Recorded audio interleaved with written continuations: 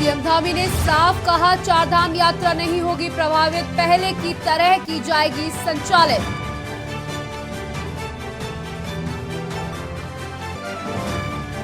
CM Dhami ने किया बेटियों का सम्मान, कहा निडर होकर आगे बढ़े और सपनों को साकार करें।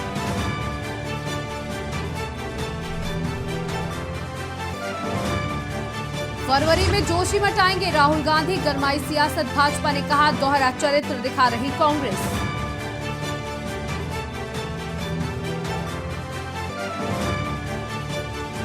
अंकिता हत्याकांड मामला, आरोपियों का होगा पॉलीग्राफ टेस्ट, 3 फरवरी को पुलकित आर्या का होगा टेस्ट।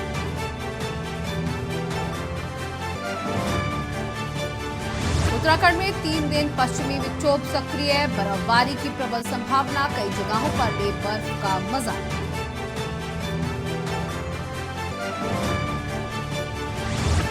उत्तराखंड में मौसम ने बदली करवट, देहरादून में झमाझम बारिश, चोटियों पर बर्फबारी। आप देख रहे हैं के न्यूज, खबरों का सारथी।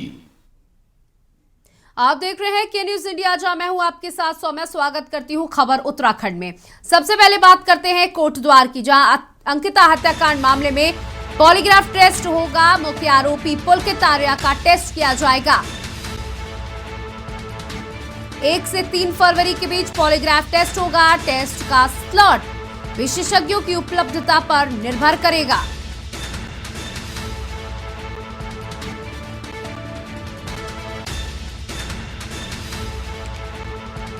तो आपको बता दें, अंकिता हत्याकांड मामले में पॉलीग्राफ टेस्ट किया जाएगा। मुख्य आरोपी पुलकित आर्या का टेस्ट किया जाएगा। आपको बता दें कि 1 से 3 फरवरी के बीच पॉलीग्राफ टेस्ट होगा। टेस्ट का स्लॉट विशेषज्ञों की उपलब्धता पर निर्भर करेगा। आपको बता दें कि कोर्ट ने मंजूरी दी थी आरोपी पुलकित आर्या के पॉलीग्राफ टेस्ट की। वहीं पुलकित के वकील ने कहा था कि जिस समय ये सारे टेस्ट होंगे उसकी वीडियोग्राफी साथ में, उस टेस्ट में वो खुद मौजूद रहना चाहते हैं। तो आपको बता दें, अंकिता हत्याकांड, हाई प्रोफाइल अंकिता हत्याकांड मामले पर अब आरोपी पुलकित आर्या की टेस्ट किया जाएगा। इसका पॉलीग्राफ टेस्ट होगा और 1 से 3 फरवरी के बीच ये टेस्ट किया जाएगा और डॉक्टरों की, विशेषज्ञों की उपलब्धता के आधार पर ये टेस्ट किया जाएगा।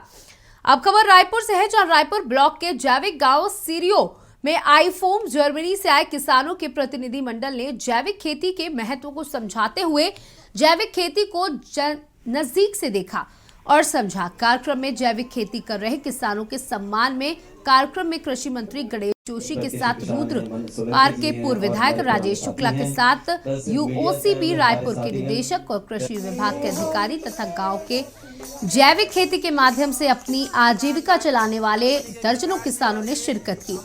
कैबिनेट कृषि मंत्री गणेश जोशी ने कहा कि आज के आधुनिक समय में हम रासायनिक खाद और बीज से उत्पन्न फसलों को खाना खा रहे हैं, जो बीमारी को न्योता दे रही है। इसलिए उत्तराखंड सरकार लगातार प्रयासरत है कि जैविक कृषि को बढ़ावा देकर कृषि विभाग के सहयोग से इंटरनेशनल संस्था के साथ उत्तराखंड सरकार ने अनुबंध किया था कि कैसे जैविक खेती को आगे बढ़ाया जाए और किसानों को कम से कम ज्यादा फसल का उत्पादन हो पाए। इस विषय पर जानकारी साझा करते हुए 2 दिवसीय भ्रमण पर कार्यक्रम में जर्मन के आईफोम संस्था के निदेशक गैबोर फिजेस्की और मैडम पैट्रिशिया फ्लोर्स के साथ उत्तराखंड के किसानों ने भी कृषि से संबंधित जानकारियां समझी और साझा की।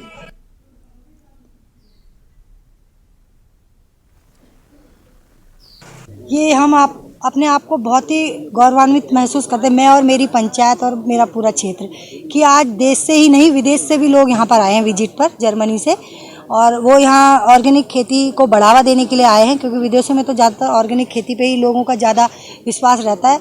हमारे यहाँ लोग चाहते हैं कि ज़्यादा अनाज हो, लेकिन वो अनाज की क्वालिटी नहीं देखते। लेकिन आज जब ऑर्गेनिक की बात होती है, किसानों को ये समझ आया है कि अगर उत्पादन ऑर्गेनिक से घटा है तो उसके रेट भी बढ़े हैं। जो दाल में 100 रुपये किलो बेचती थी, आज वही ऑर्गेनिक दाल का रेट 300 रुपये, 3 गुना 4 गुना अनाज का रेट है। तो लोग इसको अपना रहे हैं। आज यहाँ पर कई गांव के लोग आए हैं, उनको भी एक उत्साह हो रहा है कि हम भी ऐसा क्यों ना करें। पहले तो मैं अपने को सौभाग्यशाली मानता हूँ कि जहाँ सैनिक कल्याण मंत्रालय मुझे मिला, वहीं कृषि कृषक कल्याण और ग्राम विकास जैसे विभाग मुझे मिले। और जब से विभाग मुझे ये मिला है, हमने संकल्प लिया है कि जब हमारा राज्य 25 साल का होगा, 2025 में हम हॉर्टिकल्चर में, हम मिलेट्स में अपने प्रोडक्ट्स को दोगुना करेंगे। क्रम में जो एमओयू किया गया था पहले, उसके क्रम में पहले अधिकारियों का प्रशिक्षण था जो कल किया था, जिसमें माननीय मुख्यमंत्री जी और माननीय कृषि मंत्री जी मौजूद थे। तो पूरे दिन भर तकनीकी सत्र था। उसके बाद वो एक गांव देखना चाहते थे, उसके लिए तो इस जैविक गांव का चयन हुआ और वो इस गांव में अभी किसानों से उनके बारे में देखना चाहते हैं कि वो किस तरह खेती करते हैं और कैसे उनकी अंतर्राष्ट्रीय जो उनकी जो सीख है, जो उनकी शिक्षा है, वो कैसे इस क्रम में वो किसानों को दे पाएंगे, क्योंकि ये एक दिन का एमओयू नहीं है, ये आगे कई सालों के लिए हैं। देहरादून पुलिस अब स्टंट दिखाते और तेज रफ्तार से बाइक चलाकर वीडियो बनाते रईसजादों पर नकेल कसने के मूड में नजर आ रही है। हाल ही में यातायात पुलिस द्वारा 950 सीसी इंजन की कवासाकी गाड़ी को सीज किया गया। बता दें कि तेज रफ्तार से बाइक चलाते हुए वीडियो बनाते इस युवक की धरपकड़ पुलिस द्वारा यूट्यूब पर अपलोड की गई वीडियो के आधार पर की गई। पुलिस द्वारा फर्जी अकाउंट बनाकर ऐसे कई लोगों को सोशल मीडिया चैनलों को सब्सक्राइब किया गया जो इस तरीके की वीडियो बनाकर अपलोड करते हैं। इस मामले पर यातायात पुलिस अधीक्षक अक्षय कोंडा ने बताया कि तेज रफ्तार के शौकीन लोग अक्सर महंगी बाइकें रखना पसंद करते हैं, जिनमें से कई 20 से 25 लाख के आसपास की भी होती हैं और कई बार चालान होने के बावजूद भी इन रईसजादों को कोई फर्क नहीं पड़ता, जिसके लिए अब पुलिस प्रशासन सख्ती दिखाएगा और महंगे दामों पर चलानी कार्रवाई करेगा। बताते चले कि सीज की गई कवासाकी बाइक पर भी लगभग 3 लाख का चालान किया गया है।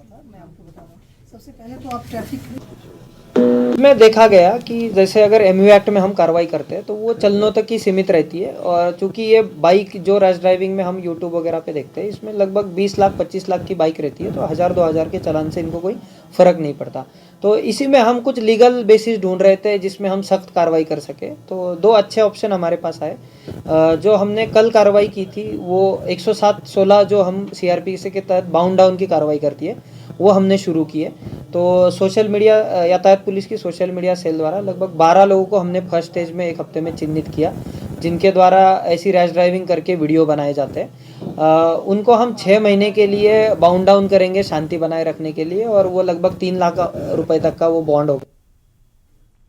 उत्तराखंड के मुख्यमंत्री पुष्कर सिंह धामी की पहल पर विद्युत वितरण खंड रामनगर व विद्युत वितरण उपखंड कालाडूंगी के सौजन्य से कोटाबाग ब्लॉक के ग्राम सभा गौमोला में सरलीकरण, समाधान एवं निर्धारीकरण के लिए ग्रामीणों के लिए कैंप लगाया गया, जिसमें ग्रामीणों की 18 समस्याएं प्रमुखता से उठी। वहीं 10 समस्याओं का विभाग के अधिकारियों द्वारा मौके पर निस्तारण कर दिया गया। वहीं बाकी 8 विद्युत पोल की समस्याओं को जल्द समाधान करने का विभाग के अधिकारियों द्वारा आश्वासन दिया गया।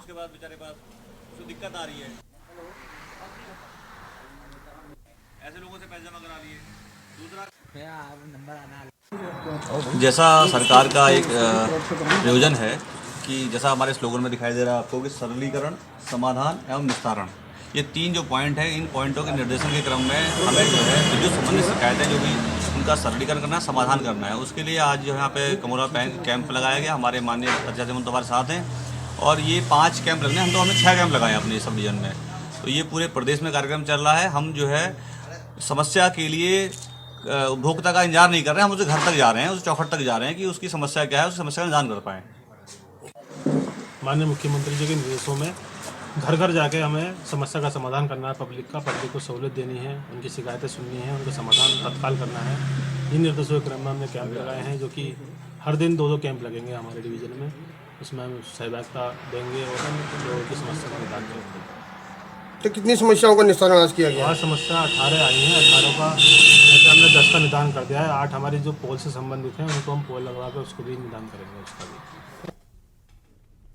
बागेश्वर धाम के धीरेन्द्र शास्त्री के हिंदू राष्ट्र बनाने के बयान के समर्थन में संत समाज विरोध करने वालों को नसीहत दे रहे हैं। बागेश्वर धाम और उनके महाराज धीरेन्द्र शास्त्री इन दिनों सुर्खियों में छाए हुए हैं। हर और उनके दिव्य दरबार की चर्चा हो रही है। भक्त उन्हें ईश्वर का अवतार मान रहे हैं, तो वहीं कुछ लोग धीरेन्द्र शास्त्री को अंधविश्वास बढ़ाने वाला कह रहे हैं।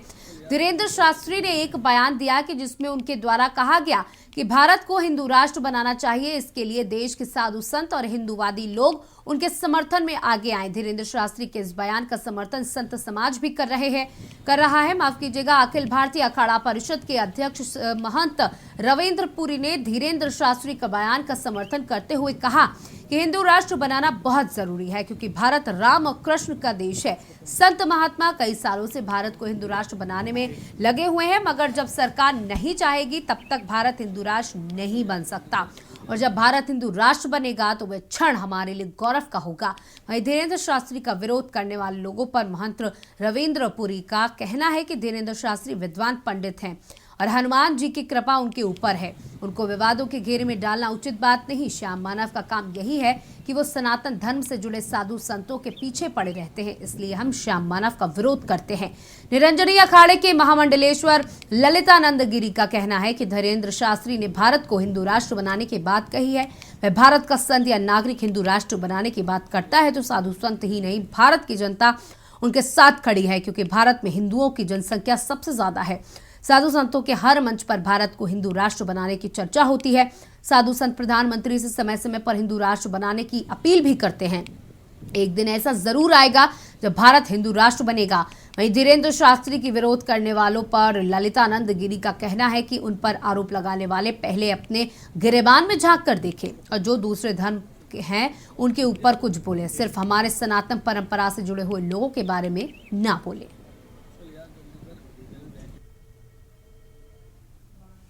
देखो, हिंदू राष्ट्र बनना बहुत जरूरी है। हम तो चाहते हैं भगवान राम जो है कि राम का देश है, कृष्ण का देश है, हिंदू राष्ट्र बने। हमारे संत महात्मा कहीं सालों से लगे हुई है, कोई तपस्या में लगे है, कोई अनशन पे लगे हुई है, परंतु जब तक न सरकार चाहेगी तब तक हिंदू राष्ट्र नहीं बन सकता। ये संतो गौरव का होगा ही जहाँ राम राज्य होगा, इससे बड़ा और क्या हो सकता है। जिसको हम मानते हैं, जिसको हम चाहते हैं भगवान राम को, उसी का जब राज्य होगा तो इससे बड़ा और क्या हो सकता है। बागेश्वर धाम वाले पंडित जी है, बहुत अच्छे विद्वान पंडित है, कथाकार है। देखो, उन्होंने बहुत अच्छा बयान दिया, हिंदू राष्ट्र की बात करी है। जो भी संत या कोई भी भारत का नागरिक अगर हिंदू राष्ट्र की बात करता है तो पूरा संत समाज नहीं, पूरी भारत की जनता उसके साथ है, क्योंकि भारत एक ऐसा पूरी दुनिया में है जहाँ हिंदुओं की सबसे ज़्यादा वो है। जरूरत पे रोज बैठेंगे होती है, हिंदू राष्ट्र की बात होती है, हमेशा करते हैं, हर मंचों पे बात होती है। सभी हिंदू राष्ट्र होना चाहिए, सबके दिल में है। और इसी बीच आपको लखनऊ से बड़ी खबर बता दें। इस वक्त की बड़ी खबर, अलाया अपार्टमेंट हादसे का मेरठ कनेक्शन सामने आया है। अलाया अपार्टमेंट हादसे की दहल मेरठ तक पहुंची है। बता दें, यजदान बिल्डर्स ने कराया था अपार्टमेंट्स का निर्माण। नवाजिश और तारिक की साझेदारी में हुआ था निर्माण। सपा विधायक शाहिद मंसूर का पुत्र है नवाजिश।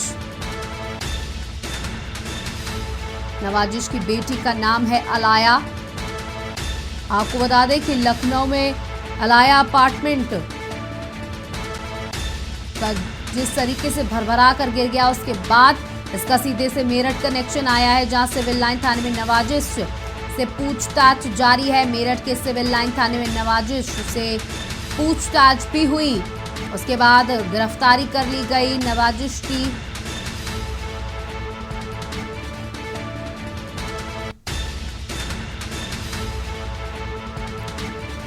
और हमारे साथ हमारे ब्यूरो चीफ मनीष श्रीवास्तव जुड़ चुके हैं। जी मनीष, सीधे अब मेरठ कनेक्शन सामने आया है, जहां पूर्व मंत्री, सपा पूर्व मंत्री के बेटे का और भतीजे की साझेदारी की ये जो जमीन थी उस पर राजदान बिल्डर, जो कि बहुत कई मामलों में उसका नाम आ चुका है, कहीं ना कहीं उसे बदनाम बिल्डर के तौर पर अगर संबोधित करें तो गलत नहीं होगा, उसके द्वारा ये बिल्डिंग बनाई गई थी। अब कड़ा सिकंजा कसा जा रहा है। बिल्कुल सौम्या, जिस तरह से कल बिल्डिंग गिरने के बाद एक बड़ा हादसा हुआ, तमाम लोग गंभीर रूप से घायल हुए हैं। अभी भी रेस्क्यू जारी है, लगभग 10 से 12 घंटे बीतने को आ चुके हैं, और लेकिन अभी भी 2 लोग और इस मलबे में दबे हुए हैं। अभी कुछ देर पहले एक महिला को बाहर निकाल करके हॉस्पिटल भेजा गया है और 2 लोगों के और दबे होने की सूचना आ रही है। रेस्क्यू टीम लगातार काम कर रही है। अब शिकंजा उस बिल्डर पर कसा जा रहा है जिसने इस बिल्डिंग को बनाया और जिसकी जो पार्टनरशिप में ये बिल्डिंग खड़ी हुई थी। शाहिद मंजूर, जैसा आपने बताया, पूर्व मंत्री और सपा विधायक शाहिद मंसूर के बेटे और उनके भतीजे पर आरोप लग रहे हैं। उनको मेरठ पुलिस ने सुबह ही उनको गिरफ्तार करके लखनऊ भेज दिया है और इस घटना पर सबसे बड़ा अगर कदम उठाया गया है तो वो जो लखनऊ की कमिश्नर रोशन जैकब हैं, उन्होंने एक आदेश जारी करते हुए राजधानी बिल्डिंग, जो भी बिल्डर्स पर जो बिल्डिंग बनाई गई है, उनकी जांच करके अगर वो अवैध पाई जाती है तो उसके ध्वस्तीकरण का आदेश रोशन जैकब ने जारी किया है। और उम्मीद जताई जा रही है कि रोशन जैकब के इस आदेश के बाद तमाम और लोगों पर भी FIR दर्ज हो सकती है और लोगों पर शिकंजा कसा जा सकता है। लेकिन अभी मौजूदा स्थिति अगर हम आपको बताएं तो इस समय रेस्क्यू टीम लगी हुई है, लगातार ड्रिल की जा रही है। लगभग 2 स्लेब काटी गई हैं और तीसरी स्लेब के भीतर 2 लोगों के और फंसे होने की बात आ रही है सामने। उनको निकालने का प्रयास जारी है। तमाम आला अधिकारी यहाँ पर मौजूद हैं। LDA BC इंद्रमणि भी हैं, नगर आयुक्त इंद्रजीत सिंह भी हैं मौके पर और बड़ा पुलिस महकमा यहाँ पर तैनात है। NDRF की टीम लगातार काम कर रही है, SDRF की, और रेस्क्यू टीम का काम जारी है। मीडिया का जमावड़ा है, लोगों को बाहर निकालने की कवायद जारी है। लेकिन एक बड़ी जो राहत देने वाली बात है वो इस पूरी जो हादसा हुआ है इसमें किसी के कैजुअलिटी की बात सामने नहीं आ रही, किसी की मौत की बात नहीं सामने। काफी लोगों को बाहर भी रेस्क्यू करके निकाल लिया गया, उन्हें अस्पताल में भर्ती कराया गया। अगर आपके पास उनको लेकर के कोई जानकारी है कि उनकी क्या कुछ स्थिति बनी हुई है? हॉस्पिटल में जो भी लोग गए हैं वो जिनको भी चोटें आई हैं वो कोई बहुत गंभीर हालत में नहीं है। सभी को रात में ही हम मौजूद थे, के न्यूज की पूरी टीम मौजूद थी और वो सभी जो है स्थिर उनकी पोजीशन बताई जा रही है। उनमें 7 लोग कल थे रात में और लगभग 3 लोग और पहुंचे हैं। अभी अभी एक महिला भी वहां पे पहुंची है। तो एक व्यक्ति की रात में हालत थोड़ी सी गंभीर थी, उसका CT स्कैन भी कराया गया और जो स्वास्थ्य मंत्री हैं ब्रजेश पाठक, वो भी उस समय मौके पर ही मौजूद थे सिविल अस्पताल में और के न्यूज ने इस खबर को दिखाया था और उसका CT स्कैन करने के बाद भी कोई ऐसी गंभीर चोट की संभावना नहीं जताई गई डॉक्टरों की तरफ से। और अगर हम कहें तो किसी को भी बहुत बड़ी गंभीर चोट नहीं आई है। जो भी चोटें हैं वो ठीक हो जाएंगी और लगातार स्वास्थ्य व्यवस्था अपना काम कर रही है, स्वास्थ्य महकमा अपना काम कर रहा है। जी मनीष, आप इस खबर पर लगातार नजर बनाए रखें, समय समय पर आपसे अपडेट लेते रहेंगे। तो लखनऊ से ये खबर आपको बता दें जहां अब इस पूरी मामले पर मेरठ कनेक्शन सामने आया है और पूर्व कैबिनेट मंत्री और बेटे की गिरफ्तारी कर ली गई है। साथ ही भतीजे की गिरफ्तारी के लिए पुलिस लगातार दबिश डाल रही है। यहाँ 26 जनवरी को लेकर नैनीताल जिले की पुलिस ने सभी तैयारियां पूरी कर ली हैं। गणतंत्र दिवस के मौके पर हर वर्ष की तरह इस बार भी नैनीताल के DSA मैदान में पुलिस की परेड होगी। इस बार परेड को खास बनाने को लेकर परेड के दौरान सांस्कृतिक कार्यक्रम का भी आयोजन होने जा रहा है। गणतंत्र दिवस की परेड को लेकर पुलिस पिछले कई दिनों से रिहर्सल कर रही है। वहीं पुलिस ने अपनी फाइनल रिहर्सल की है। इस परेड में रेगुलर पुलिस के अलावा ट्रैफिक, फायर और PAC सहित CPU के जवान भी हिस्सा लेंगे। गणतंत्र दिवस को लेकर शहर में विशेष सुरक्षा व्यवस्था की गई है, साथ ही पुलिस की तैनाती भी की गई है। SSP ने बताया कि कैबिनेट मंत्री रेखा आर्या परेड की सलामी लेंगी। बताती रहती है इंटरसेप्टर वाहन के पीछे सुपर मोबाइल के जवान जो हमेशा अपने कर्तव्य। देखा जाए तो 26 जनवरी की ये लास्ट ग्रैंड रिहर्सल है। इसमें कुछ कमियां हमेशा रहती है, उनके बारे में हमें जो यहाँ पे देख रहे हैं उनके बारे में उनको बताया जा रहा है। 90% से अच्छी ज़्यादा जो है वो संतुष्टि प्राप्त हुई है। अभी 10% सुधार की हमेशा गुंजाइश रहती है, उसको सुधारने की कवायद चल रही है और इसमें बहुत अच्छी परेड इनके द्वारा की जा रही है। सभी का सामंजस्य बहुत अच्छा है। पैरों का मूवमेंट में महत्वपूर्ण होता है, वो सबसे अच्छा चल रहा है। इसमें कुछ कमांड को लेकर के कमांडर से बात करने की वो है, वो हम लोग अभी बात कर रहे हैं। विगत 30 दिसंबर को नारसन मंगलोर में सड़क दुर्घटना में गंभीर रूप से घायल हुए भारतीय क्रिकेटर ऋषभ पंत के सामने फरिश्ता बनकर आए दोनों युवकों को उत्तराखंड DGP 26 जनवरी को सम्मानित करेंगे। सही समय पर घायल ऋषभ पंत को गाड़ी से बाहर निकलने में मदद की और गाड़ी से दूर खींचकर डिवाइडर पर ले गए। दोनों युवकों ने कड़कड़ाती ठंड में अपना कंबल और जैकेट निकालकर घायल ऋषभ पंत को उड़ाया था। गंभीर अवस्था में घायल को बिना देरी किए हुए सबसे पहले मदद करने वाले दोनों फरिश्तों ने इंसानियत का फर्ज अदा किया था।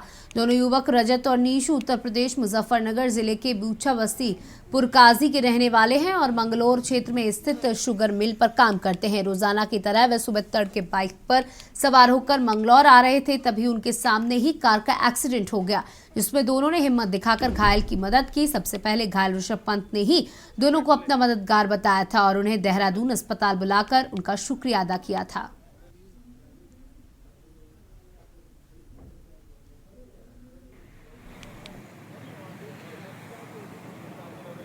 यह 30 दिसंबर की बात है। हम 4 साढ़े 4 बजे घर से निकले और यहाँ 5 साढ़े 5 बजे पहुँचे गुरुकुल नारसन। तो यहाँ एक एक्सीडेंट हुआ था।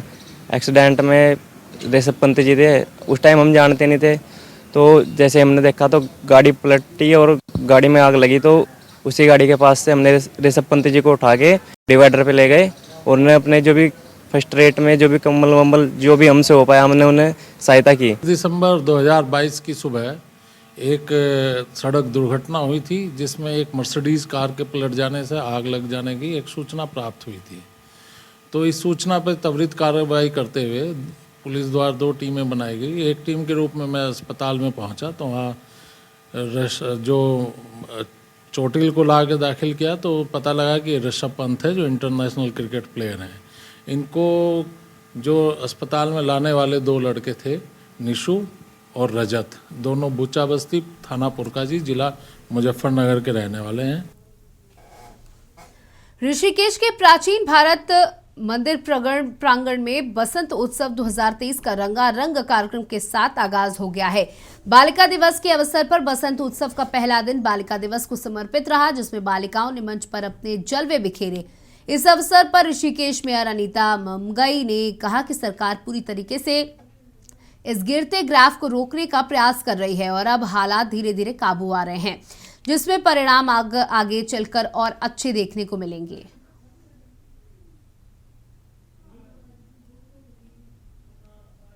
दिवस के शुभ अवसर पर सभी बालिकाओं को, सभी बेटियों को बहुत बहुत बधाई, हार्दिक शुभकामनाएं देती हूँ। वो नित्य नए आयामों को छुएं और जिस प्रकार से कि एक शक्ति के रूप में बेटियों का जन्म होता है और आज उस शक्ति को हम पहचान भी रहे हैं, देख भी रहे हैं कि जेट फाइटर तक हमारी बेटियां उड़ा रही हैं। तो लगातार आगे बढ़े, नित्य नए आयामों को छुएं, ऐसे मेरी शुभकामनाएं हैं। लिंगानुपात की आपने बात करी है, निश्चित तौर पर बड़ी तेज़ी से लिंगानुपात में बहुत ज़्यादा अंतर उसमें आया है। पौड़ी जिले की पुलिस ने 2 इनामी अपराधियों को अलग अलग स्थानों से गिरफ्तार किया है। इसमें एक अपराधी को तमिलनाडु तो दूसरे आरोपी को बिहार से गिरफ्तार किया गया। दरअसल फरार चल रहे इनामी अभियुक्तों की धरपकड़ को लेकर विशेष अभियान चलाया जा रहा है। इसमें संतोष पैथवाल के नेतृत्व में श्रीनगर पुलिस टीम ने जहां करोड़ों रुपए की ठगी करने वाले अभियुक्तों को तमिलनाडु से गिरफ्तार किया। दरअसल अरुण राज चैलैया नाम के शातिर अभियुक्त अब तक श्रीनगर, ऋषिकेश, रुद्रप्रयाग समेत प्रदेश के अन्य विभिन्न हिस्सों से भी लोगों को अपनी ठगी का शिकार बना रहा था। वहीं करोड़ों रुपए की ठगी करने के बाद अभियुक्त अपना स्थान लगातार बदल रहा था। वहीं ठगी का शिकार हुए लोगों ने जब अभियुक्त के विरुद्ध मामला पंजीकृत करवाया, इसके बाद बीते 1 साल से पुलिस फरार अभियुक्तों की तलाश में जुटी हुई थी। वहीं अब पुलिस ने अभियुक्तों को तमिलनाडु से गिरफ्तार किया है।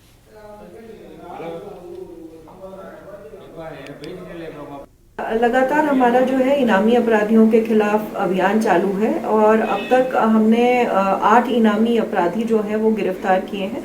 अभी कल ही जो है हमने बिहार से और तमिलनाडु से हमारे 2 जो इनामी अपराधी हैं उन्हें भी हमारी टीम ने गिरफ्तार किया है और इसके अलावा वांछित अपराधियों के खिलाफ भी लगातार कार्रवाई जारी है और हमारी कोशिश यही रहती है कि जो आदतन अपराधी हैं उनके खिलाफ कार्रवाई की जा रही है और कार्रवाई करेंगे।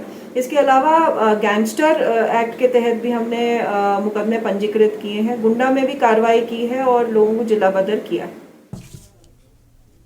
देश में आज राष्ट्रीय बालिका दिवस मनाया जा रहा था, माफ कीजिएगा, कल बालिका दिवस मनाया गया। वहीं चमोली पुलिस में तैनात बेटियों में भी महिलाओं को महिला सुरक्षा के प्रति जागरूक बना रही है। उत्तराखंड पुलिस ऐप के अंतर्गत गौर शक्ति ऐप के बारे में जागरूक करने एवं सभी महिलाओं को गौर शक्ति ऐप के जरिए अपना रजिस्ट्रेशन कराकर जरूरत पड़ने पर तुरंत पुलिस सहायता पाने के लिए प्रेरित कर रही है।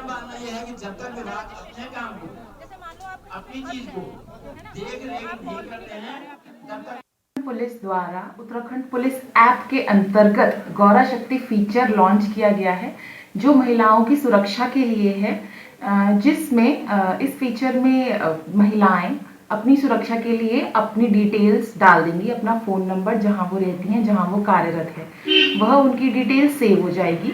जैसे ही वो अपना रजिस्ट्रेशन करती हैं इस फीचर के अंदर, तो उनको उनकी जो मैप्ड थाना है, जिस थाना क्षेत्र में वो रजिस्टर करेंगी, उस मैप्ड थाना क्षेत्र की महिला सब इंस्पेक्टर का कॉल उनको आ जाएगा। और फिलहाल खबर उत्तराखंड में इतना ही। देखते रहिए के न्यूज़ इंडिया।